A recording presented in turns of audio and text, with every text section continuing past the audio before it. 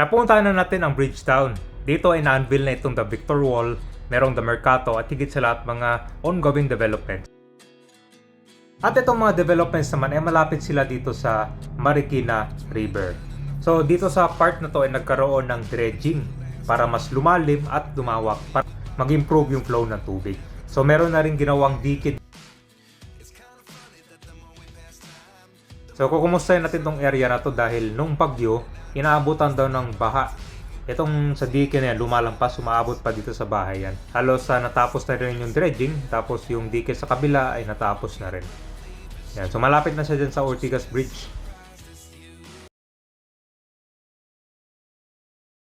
Alright guys, magandang hapon. So time check tayo, alas 5 na ng hapon. Rush hour na ngayon. Ito yung oras kabayan na uwian na ng mga tao. So ngayon kabayan, ito yung part 2 natin. I-update natin itong Marikina River. Malapit dyan dito sa ilalim ng Ortigas Bridge. Kamakailan lang na-update natin itong Bridgetown, yung pag-reveal nung The Victor Art Installation. Merong U-turn dito. Abutang kay Rizal naman.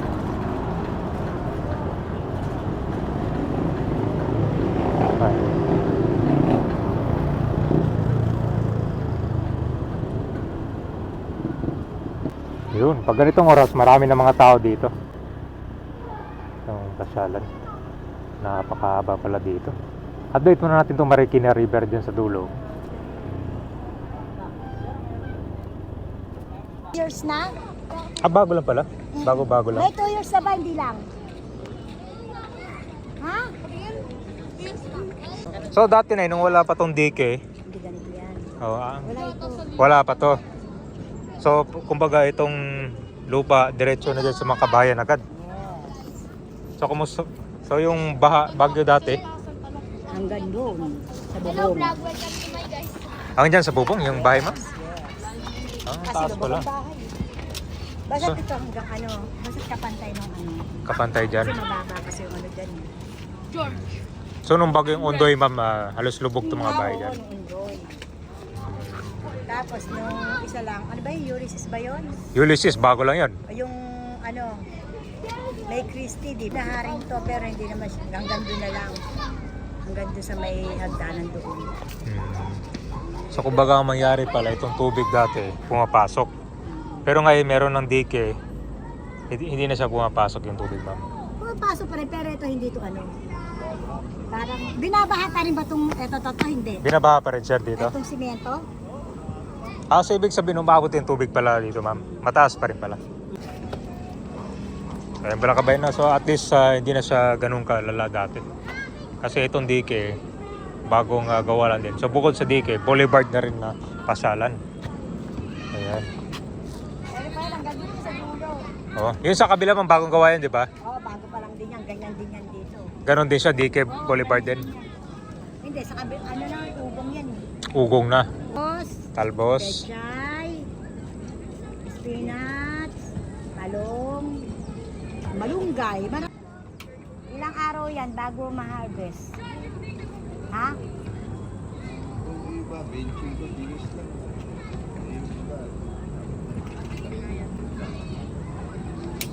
25 days?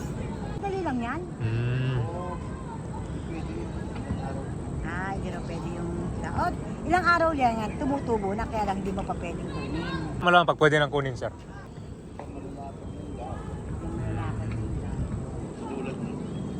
Lalaki na ng bigay. Pero bakit sa palengke sir hindi naubusan? Saan galing yung mga pechay nila? Dahil yata yun sa mga bandang Baguio, ganun. Yun yung nanggagaling. Mabilis kasi lumaki din. Mm-hmm. Ito sir, anong ginagawa niyo nitong barge? Yan. May project kasi mga yan, toyo dun sa Bandaro. Sa project yan? Ay pagka nag-aabot na lupa, ilalagay dyan, dinadala sa natinda.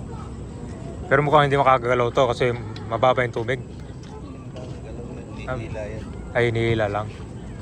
So ganitong level sir, mababaw yung tubig ngayon. Ito, yan yung nasira nung bagyo, bumangga sa tulay. Matagal na yung bagyo sir, nung kailan ba yun? Yung malakas? Kailan? Yung mayroong apat yan wala na yung tatlo. Hmm. Dinala yata tinatasan na butas.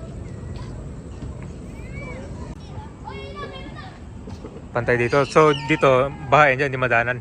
Hindi. Kawawa pala yung mga sasakyan dito, sir. Dapat makakalabasan, no? Wala ano nilang mababaha na.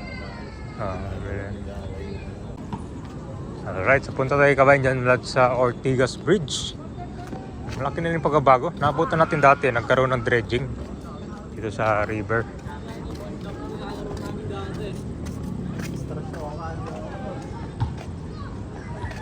Hindi, malinis na. Na-maintain yung kalinisan dito sa Dyke Boulevard.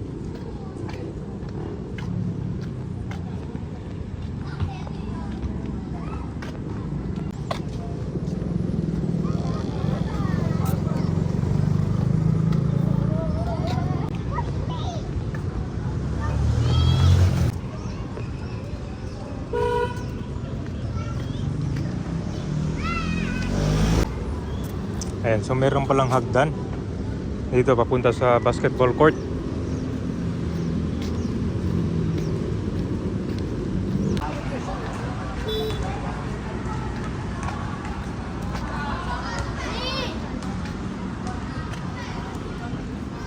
So kung titignan mo dito kabayan, halos matatanaw mo lang yung Bridgetown.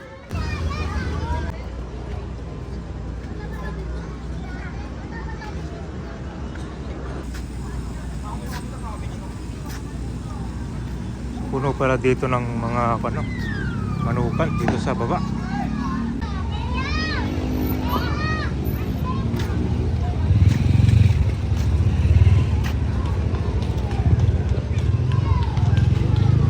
So itong na-update natin, inabutan ito ng rush hour, siguro mga 5:30 PM.